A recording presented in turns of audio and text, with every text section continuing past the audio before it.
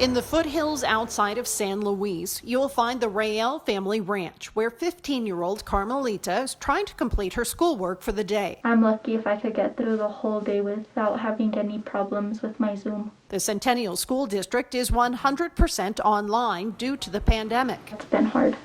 But this home and plenty of others like it have trouble with consistent internet access. This house is miles from town and surrounded by hills. We don't have access to broadband or fiber optic or any of those things. Even our cell phones don't work when we're here. Kimba Rael is Carmelita's mother and the principal at the school. She says her only option is to pay for satellite internet. We have the dish on the side of the house, but if the clouds become too heavy, then you have no access.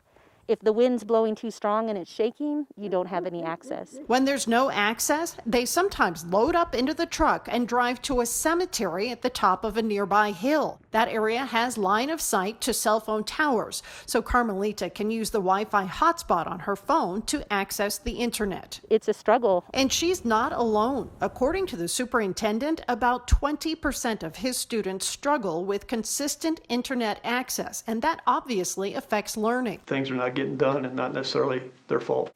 Toby Melster tells the problem solvers that thanks to grants, his students have devices, but many still lack connectivity. T-Mobile donated 50 hotspots. Rural cell phone provider Viero donated 5 more. But some students still can't connect from home, again, due to the terrain and the lack of signal. I know it's causing some frustration and aggravation and anxiety, not only with the students, but with our teachers.